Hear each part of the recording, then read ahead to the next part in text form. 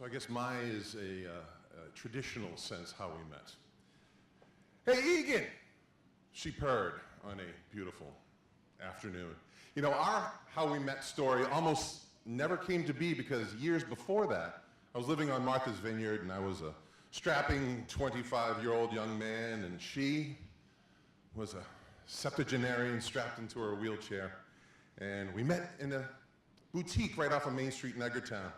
A shopkeeper friend of mine introduced us. Now, the world knew her as Patricia Neal, the Academy Award-winning actress and Hollywood legend. I simply knew her as Ms. Neal. And she looked up at me from her wheelchair and her eyes just kind of drifted down over my body and back up again. And she said to everybody that was in the room in that sultry, smoky voice that she is always known for, and I quote, "I could climb you like a tree." As tempting as the offer was, true love would have to wait a few more years until the Monday before Father's Day on 2000. I was a morning show host and program director of Cool 102 radio station, and Corinne King was the program director of the Hyannis Area Chamber of Commerce, putting on the Father's Day car show that following Sunday. She was stopping by the station to meet me and go over what we were going to do as a radio station, as the official host radio station of the car show. So I didn't think anything of it as I came bounding down the stairs and into the lobby. And when I hit the lobby, it was bam. I mean, bam. I mean, I still remember the sleeveless blue and white flowing dress that she had on, the curls of an almost auburn color, and the smile. And I mean, she had me before our handshake hello. And in full disclosure, at that very same moment that I was getting thunderstruck, she had absolutely nothing. Bumpus, just nice to meet you. Now, in her defense, she went with the natural assumption that I was either mentally, emotionally, physically damaged in some way, and or fathered any number of children by any number of women throughout the greater Cape Cod area. So she really didn't have much hope for me. So our brief conversation was over all too quickly and she was gone. And then that Friday, I'm up to my eyeballs in radio production, commercials for the weekend, and she calls. And she starts with a compliment. "Gee, Larry, you have a very nice voice." I said, "Thank you very much." She said, "Are you ever on the air?" I said, "Yeah, every morning from 5:30 to 10 a.m. "Oh, yeah, I listen to Howard Stern." All right, so no chance there. No competing there. So she went on to say that, hey, we're having one last Father's Day car show committee meeting later this afternoon, and that I should come by and explain to the committee what our role as official radio station is going to be. It's at 4 o'clock on a Friday afternoon, on a beautiful Friday afternoon. I said, yeah, I don't think oh, did I say it's at Baxter's and the chamber picks up the tab? Think I have anything on my schedule that would conflict me from attending the meeting. I would be happy to be there. We'll see you later. So at the meeting, my portion of the meeting was over in about 45 seconds. And I just moved off to the corner and nursed my beer as a wallflower and loner and didn't know anybody at this meeting. She took pity on me and came over and we struck up a conversation. And she said, we found the common ground, and of all things, Seinfeld. Seinfeld. We just hit it off, reminiscing about favorite episodes, classic lines. I mean, we were just quickly falling into an easy, comfortable laughter with each other. And then it was time to leave. I had to go to the Cool 102 happy hour going on at Trader Ed's. Of course, duty calls. And so I went over to Corey, as she asked me to refer to her as, and I tapped her on the shoulder. I said, I've got to go. I'll see you on Sunday, but we've got a Cool 102 happy hour over at Trader Ed's. You should come by. It's a lot of fun. She broke off her conversation with a committee member long enough to look at me, smirk, give me a nod, and then go back to her conversation, which told me that's a solid, yeah, I'll think about it. So off to Trader Ed's I go to the bar, get myself a fresh can of fizzy yellow crack beer, because now let's remember this is the dark days before Cape Cod beer. We really had no choice. So there I was with my fresh beer, fresh-ish beer, About to return back to my friends and coworkers at the bar when I hear behind me, "Hey, Egan!" Now, I hadn't heard that voice very much, very often, but I heard it a few times over the week, and I knew enough that who it belonged to, and I knew I got her. So all I had to do was turn around, look into the eyes of my future bride, and wonder, just what are her tree climbing skills like? Thank you.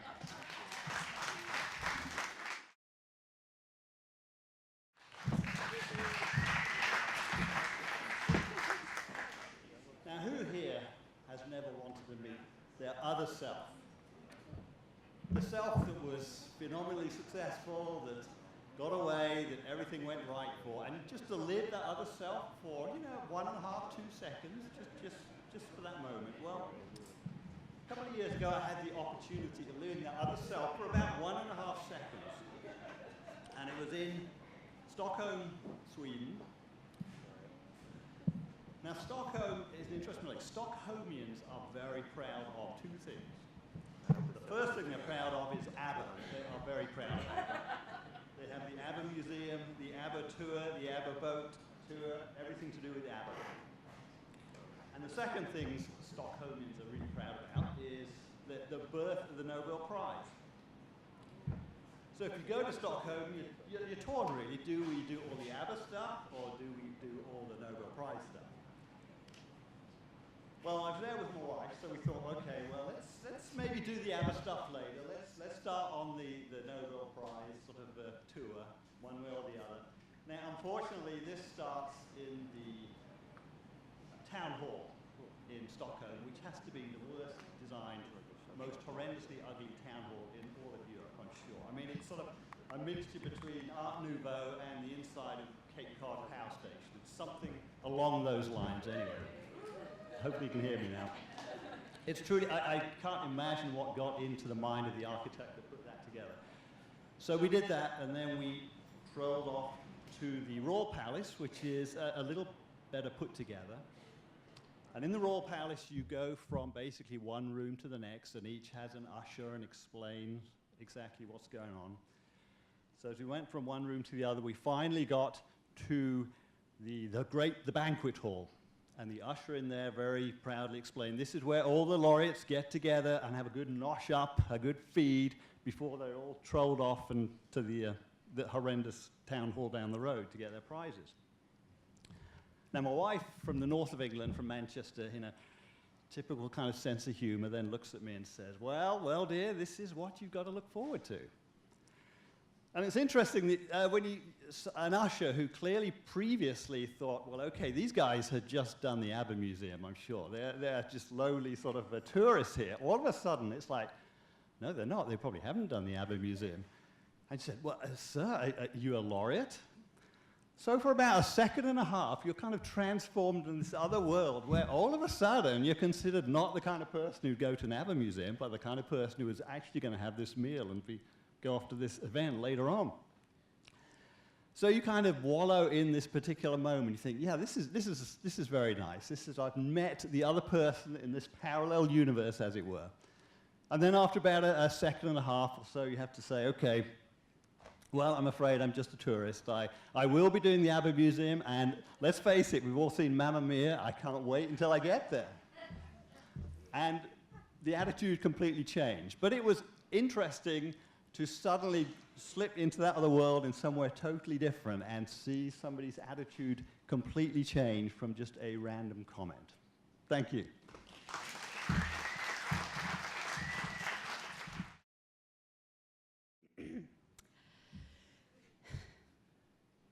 In 1999, I was lucky enough to go to the National Poetry Slam in Chicago as a contestant on the team from Cape Cod. It was an amazing weekend, but that's not what this story is about. I was standing in the airport on our way back from Chicago when one of my teammates said to me, "Hey, Kristen, you gotta call Joe. He said it's important." And I'm thinking, the competition is over, not sure what this is about, but so I called Joe. Well, Joe said, I need you to know that tomorrow night at 6 o'clock, Maya invited us to dinner. And I said, okay, cool. But, you know, when you say us, do you mean like all of us from the Cape Cod Poets Theater? Do you mean like just a handful of us? And he said, no. When I talked to her, she said, I want to invite you and your friends to dinner. Now, knowing Joe, I also understood that with all his enthusiasm and impulsivity, there were times that he missed details here and there. So that was a man named Joe Gouveia, who was the founder of the Cape Cod Poets Theater, the Cape Cod Poet Laureate, and a very fine human being who happened to be the Poetry Slam organizer on Cape Cod in the late 90s. He was the one who really brought it to the Cape. So anyway, 6 o'clock the next night, we roll up to this house in Yarmouthport, and we park, and we go to the front door, and the door opens, and I'm just stunned. I'm looking at this woman, and she says to us, "Oh, my dears, I'm so sorry, but I think your friend Joe might have gotten the message confused. When I said to invite your friend, I thought I meant friend singular, not friend plural, and I don't have enough spears of asparagus for all of us. You know what we'll do? Come back tomorrow night at 6 o'clock and I will make dinner for you."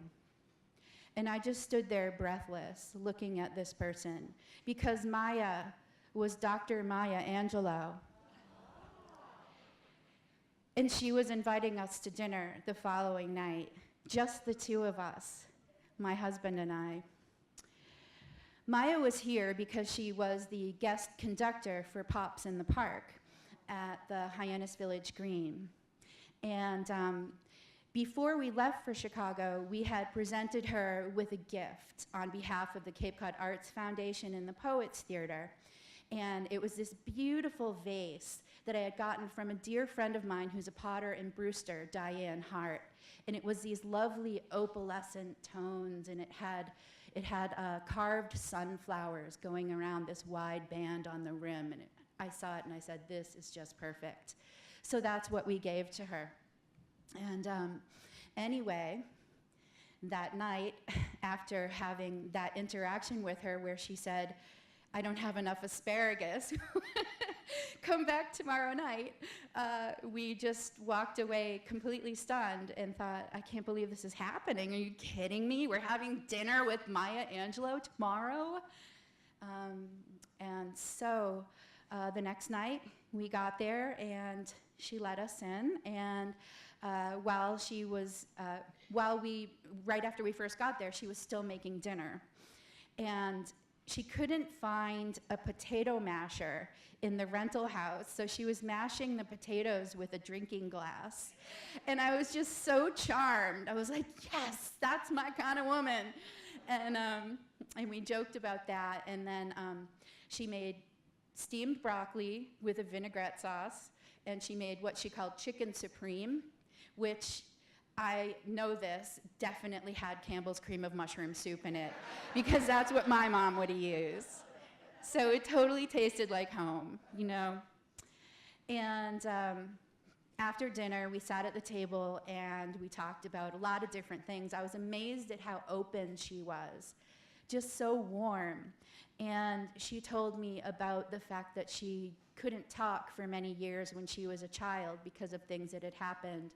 She told me about her relationship with her grandmother and her mother. She told me about her brother's hardships. And we talked about addiction. We talked about childhood trauma. We talked about so many amazing subjects so dear to my heart as well. And then we recited poems. And she did a poem by Edna St. Vincent Millay, who she said was one of her favorite poets. And I did a poem by Sylvia Plath, and it was Daddy. And after I did it, we talked about the use of the word black in that poem because it's very repetitive, and how loaded that word is, how heavy it is in our culture. And needless to say, it was just an extraordinary experience. After that, I never heard from her again. We never, got in touch again or anything like that, but I felt incredibly blessed. And I have to say, there are just times in your life when you put yourself out there, when you break through your fear, when you travel and just open yourself up to the experience with no expectations, sometimes these magical moments just come into being and catch you off guard. And, if I hadn't been in that place at that time and doing all of these things, none of this would have come to be. And I thank Joe Gouveia so much for that. And while I was writing this, I was looking up online when Maya died. And she passed away on May 28th, 2014. And unfortunately, Joe also passed away at a very young age from lymphoma. And I couldn't remember when that was, so I looked it up online, and it was May 14th of 2014. So it was just a short time right before she did, and that really, really astonished me. And one of the quotes that is attributed to Maya Angelou that I've always remembered is, people will not remember, people will forget what you said. People will forget what you did, but people will always remember how you made them feel. And I will never forget any of those things about her or about Joe. So, thank you.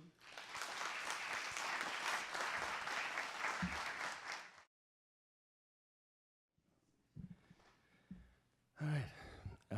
This is a story about why I don't eat pot cookies. I don't really like marijuana, and I know it's probably because I'm consuming it wrong or smoking the wrong kind of marijuana or whatever it is that pot people tell me is the problem that makes it my fault that marijuana disagrees with me. A couple summers ago, I met a seemingly nice person named Heather off of a dating app named Bumble. And Heather really liked marijuana, like a lot.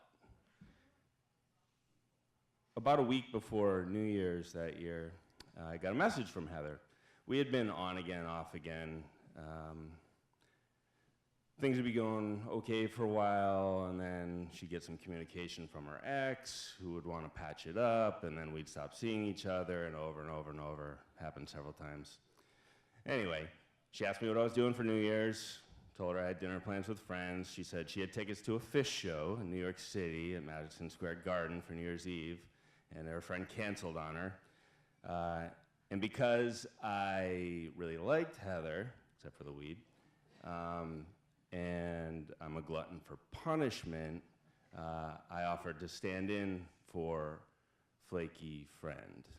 And because most of my closest friends threatened to kick my ass if I ever went out on a date with this woman again, I had to lie to them when I canceled.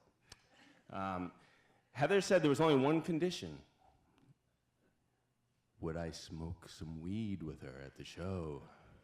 I actually one-upped her. I went to my friend who makes pot cookies, because everyone has one of those, right? And got a bag of pot cookies, which she said to make sure that I did not consume quickly, and off to New York City we went. We had an apartment in the Upper West Side. It was gonna be great. Couple pot cookies and a little Prosecco before the show, and Heather starts in on me. You gotta let me give you a mohawk. It's like,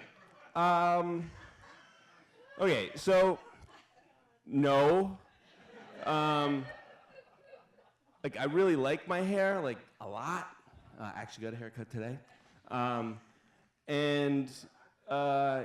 so no way. Couple pot cookies later, we are on our way to the show. Heather wearing a really stupid sun hat, and I have a mohawk.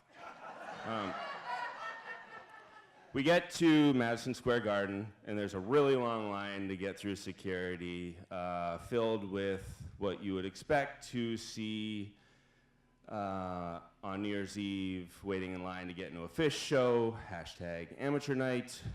And we got through that long line and into where they're scanning the tickets. You know, and you can hear it's like beep, beep, beep, beep. Get to our ticket. Exactly.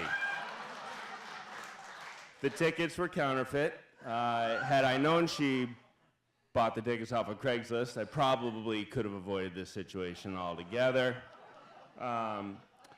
Heather instantly turned into a natural disaster. Hurricane Heather.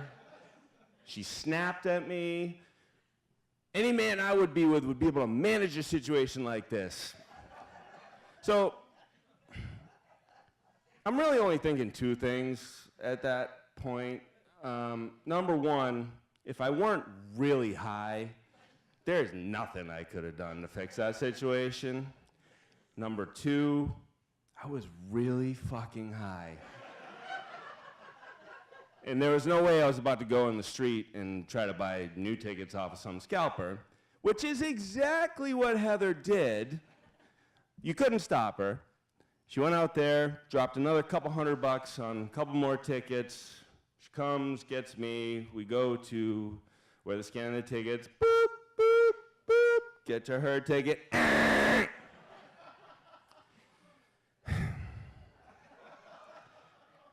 While Heather is turning from a Category 1 hurricane into a Category 5 hurricane, I am becoming very aware how cold my head is, and also what a horrible mistake I had made.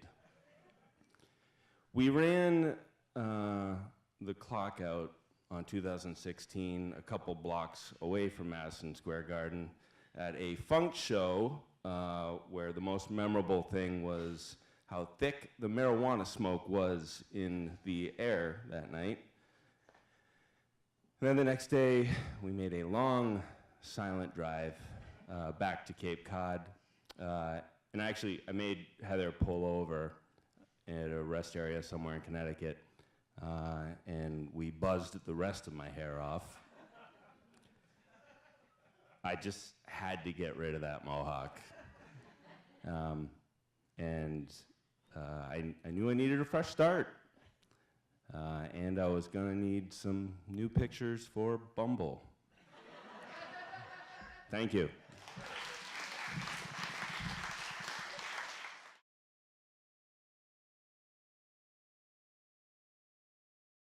And we said goodbye.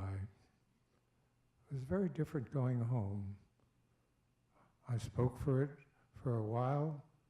I was on some committees after that, dealing with the Native American Indians and Community Relations Division for the American Indian Service Committee, but I didn't really follow up any of these. 50 years later, where are they now? And back to the treasured pictures that I'd taken, trying to find where are those folks, all 20 of them, and the 4 staff members. And so you start looking them up. Old addresses, how to get in touch. It's kind of a tricky thing to do.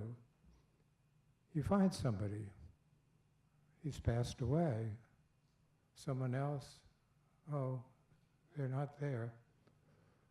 But if you keep on plugging, pretty soon you've almost got them all. And as I was doing that, I began to put together a documentary of what had happened. Finally, with the help of Ivan You out there? Ivan Ramadan was able to put together an 11-minute documentary. And if there's anything about an advertisement going on, it's happening right now. Go to YouTube and look up, search for Building Tribal Earth Lodge. You'll see it all there. And yeah, about 3,000 other people have looked at it too. Building Tribal Earth Lodge. What did happen with all those folks? Well, you find them. They're out there. There are a couple of lawyers. One of them's a tribal lawyer. There's a psychologist and a psychiatrist. There's an airline pilot. There's a Hollywood agent. And we never were able to finally get a hold of that guy. He'd actually been the son of one of the Hollywood 10, if you know that story. There was a communist House Investigation Committee, and they were blackballed in Hollywood for a very long time, and his father was. And his mother, Gail Sondergaard, was the first woman actress in a supporting role that got an Oscar. Well, we chased after him and finally found that he'd been in a rehab place down in Florida and then another one, and never could catch up with him. So as the time went on, with connections with the internet, connections with phone, email, we began to have a reunion. Initially, it was just a virtual reunion. But finally, we came to the time where we said, let's get together. In Central Park in New York, one warm Saturday, we got together. It was a joyous coming once more to have the recollection of how we met American Indians.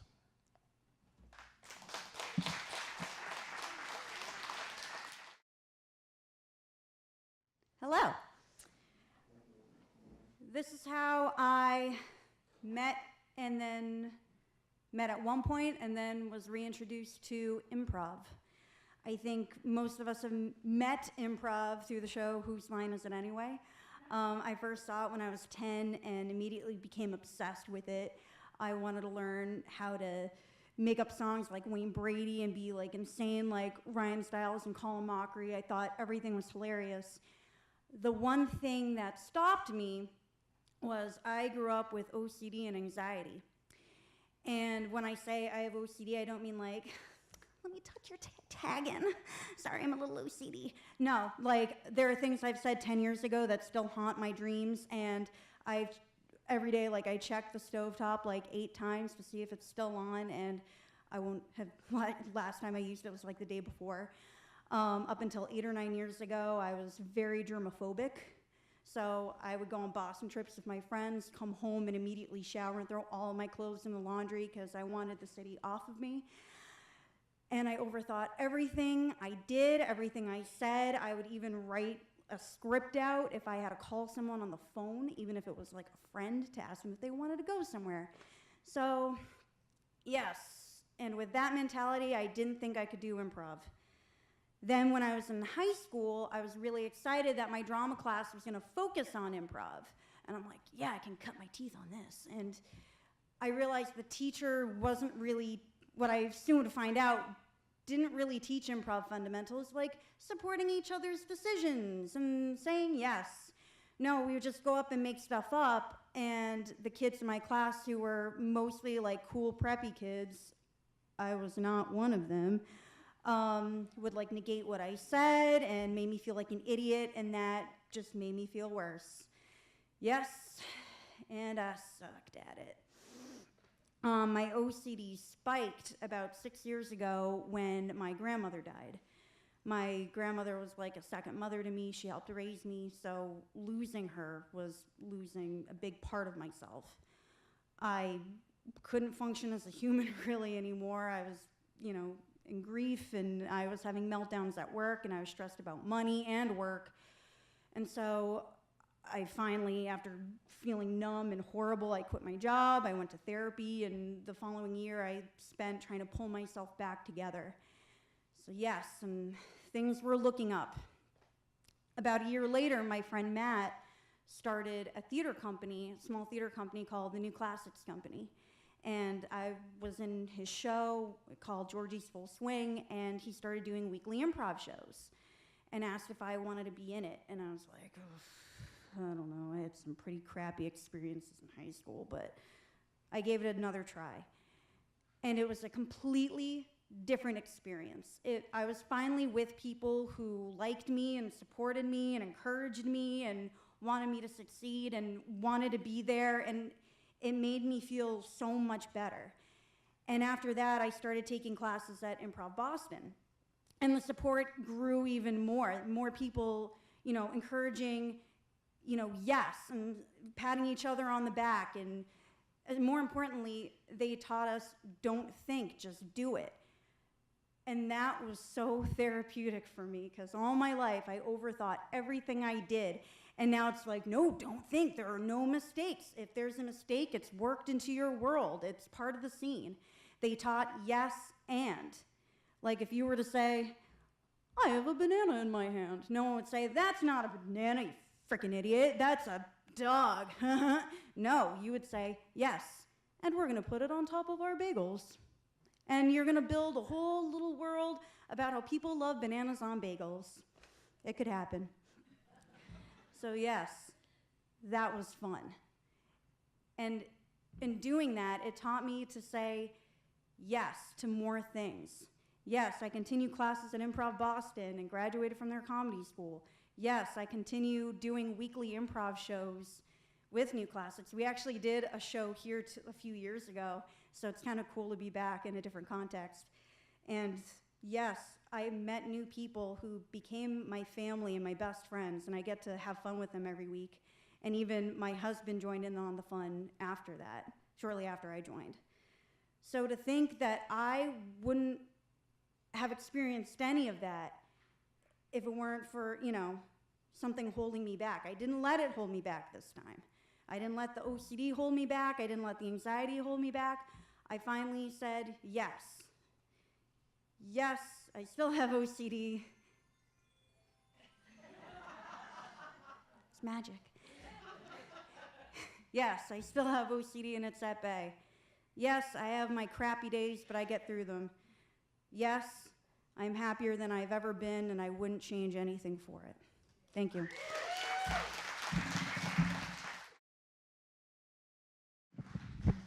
I'm Egan. So when Larry earlier said, "Hey, Egan," I kind of perked up because I'm always the only Egan. Are you an Egan too? Oh, okay.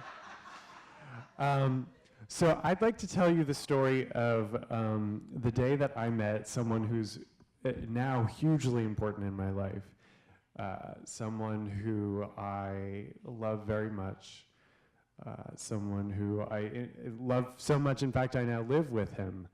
And he's a great kisser, and he sheds a lot. And both of those things also apply to my boyfriend, but I'm actually talking about my dog. You know it's true. So I moved to Alaska when I was 22, about 6 months after I graduated from college. I grew up, we didn't really have dogs when I grew up because I grew up in New York City. My parents always said, we need to have a yard for us to have a dog, and we never had a yard, so we got a dog like 2 years before I left home. But I grew up loving my neighbors' dogs and my family's, extended family's dogs, and I always wanted a dog of my own. And I thought, okay, as soon as I get my own apartment and I have a real job and I'm, on my own, I'm going to get a dog. So I moved to Alaska to work at a newspaper in Anchorage.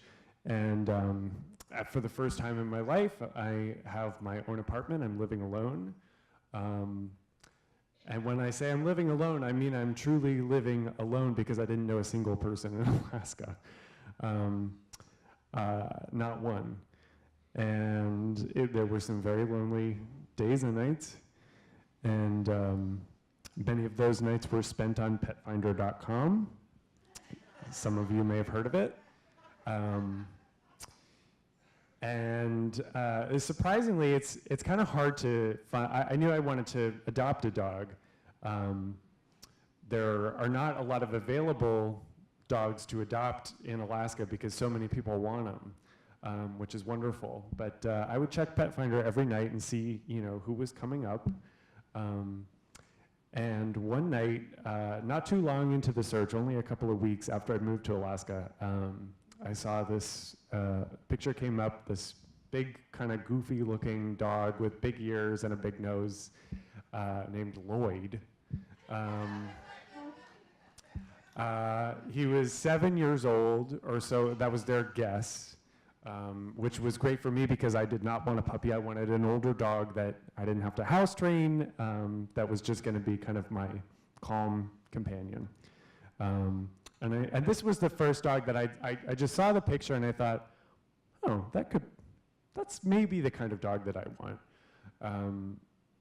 It was the first dog that I'd seen that I really had any kind of connection with.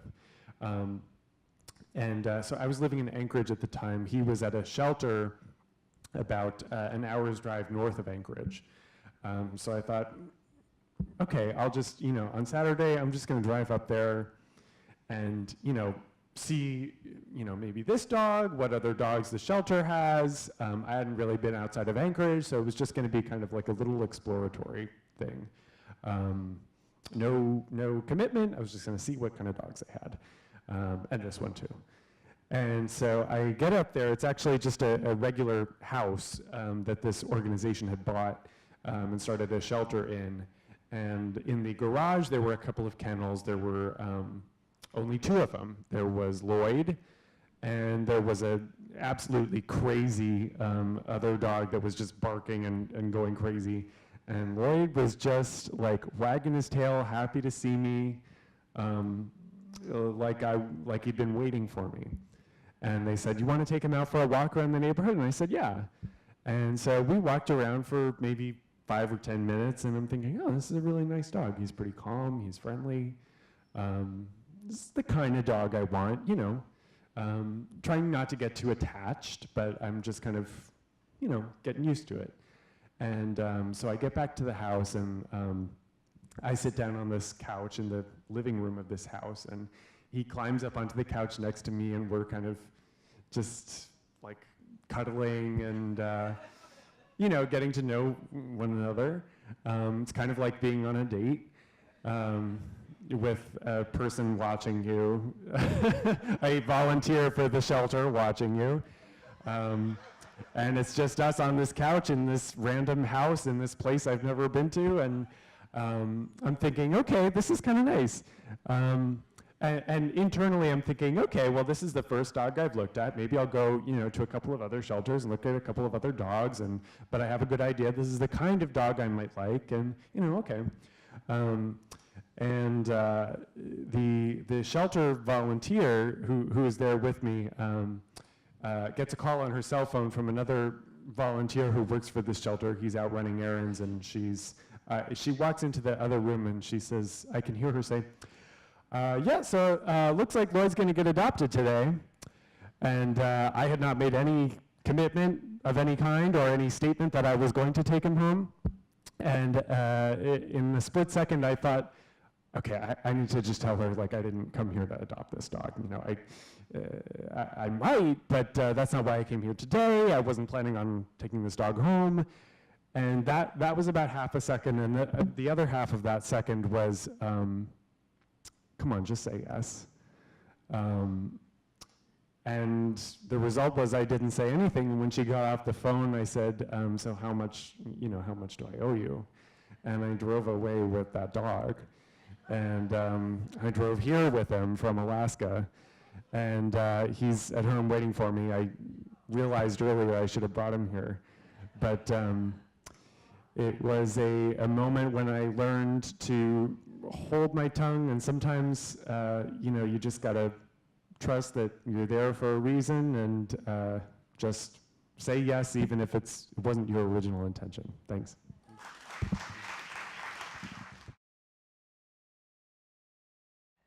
All right, there's people out there, huh? All right,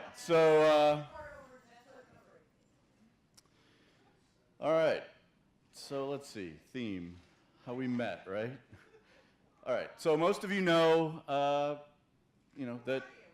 that I'm Todd Marcus. Maybe you don't know, maybe you do. Todd Marcus.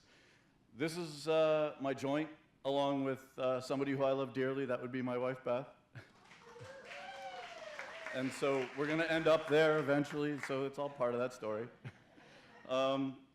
So you guys can imagine that when you're in this kind of business, people come up and they go, so how did you become a brewer? And so I go through the story and I tell them how I was an engineer for a lot of years, and I was home brewing. I was doing this sort of crazy concocting in my little kitchen. And eventually I had this epiphanal moment one night in a bar in Somerville, and I sort of became a brewer the next day. But that's a story that would be for another time of how I met beer. So tonight's story is a little different, and it goes from there in that, so here I am working as an engineer, living in South Natick at the time, and I had sort of my routine. I was a very hard worker. I would be the first person at work every day and one of the last to leave, so there wasn't a lot of free time, and I sort of started in my professional career kind of young, so I was in my very early 20s, and so here I am home brewing, doing all sorts of cool, crazy things as a young guy who's making a whole bunch of money, and time went on, but I was meeting only a few people here and there because I was really dedicated to the work that I was doing. And so how many people here have done this sort of Bumble or Tinder or Match or all this other, who here has swiped, I guess, would be, yeah, okay. Yeah, okay. So I'm old, okay? There was no swiping, okay? There was none of that. There wasn't even flipping back then, okay? Back then it was something you carried in a bag, and then it migrated into something that you actually, had an antenna you pulled out, and if you were lucky, it worked most of the time. We actually all had landlines back then. So from a social life perspective, yes, I was dating, but it was one of those things where it was difficult. You didn't want to always just head down to the local bar and see what you ended up with, kind of thing. So you didn't always want to do that, It's Friday night, and I was living in South Natick. I think maybe I had gone down to the local pizza place, and outside the pizza place, there's one of these little magazine things, like the free reads that you can get in every town. So I opened it up, and back then in our town, it was called the Tab. And so I grabbed one of those as I grabbed my pizza or sub before I was going to head out to Hula Hands on Route 9 to go out for a couple of beers with my buddies, right? Maybe we'd meet somebody, maybe we'd just all get drunk and go home and whatever.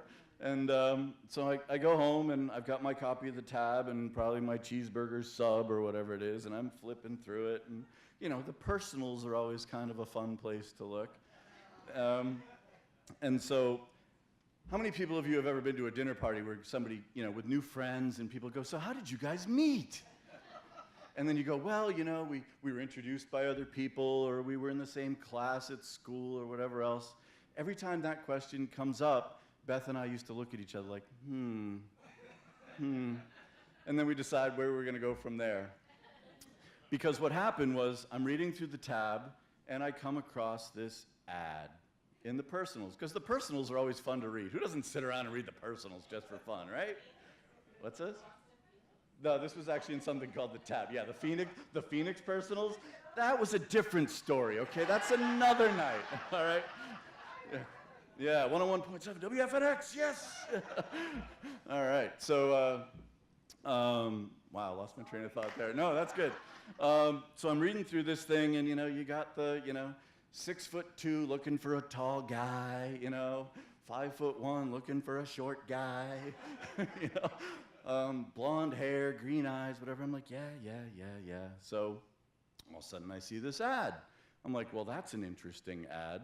So I call up and I say, hello, this is Todd, and my number's blah, blah, blah, blah, blah, blah. Call me back. So I'm like, I can't believe I just did that. I'm like, I've never done that before. That was pretty crazy. So I go to work the next day, and I go to this guy, and we're doing a little sort of water cooler chat, and I say, you'll never guess what I did last night. He says, what'd you do? I said, well, I answered this personal ad before I went out drinking with my buddies at Houlihan's. And he said, oh, I do that all the time. I'm like, you're shitting me. He goes, no, I do it all the time. He's like, what'd you say? I said, well, I called up. I said, hello, my name's Todd. My number's, He's like, she's not going to call you back. You didn't tell her anything about you. I'm like, oh, all right.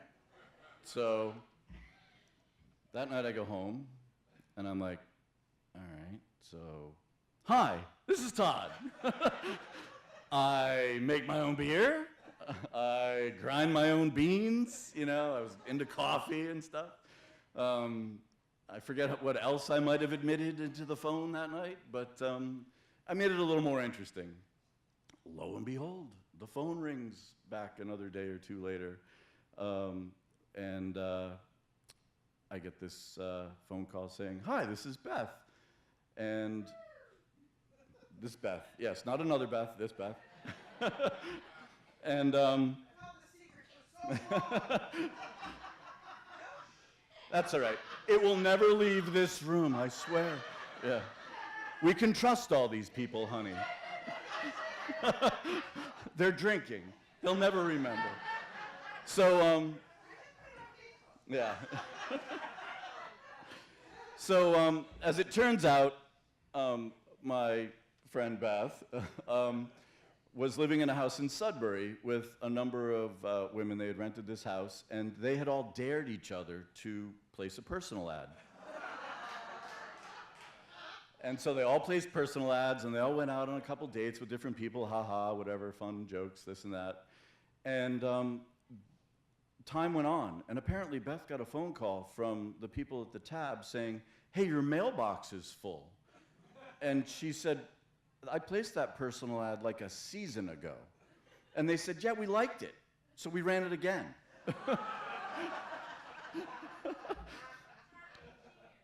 And so she was like, well, okay.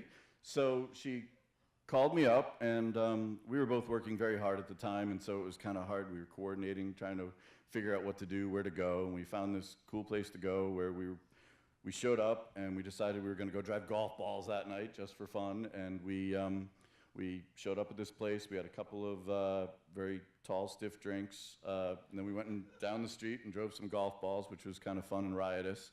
Then we went back to the place to go have dinner.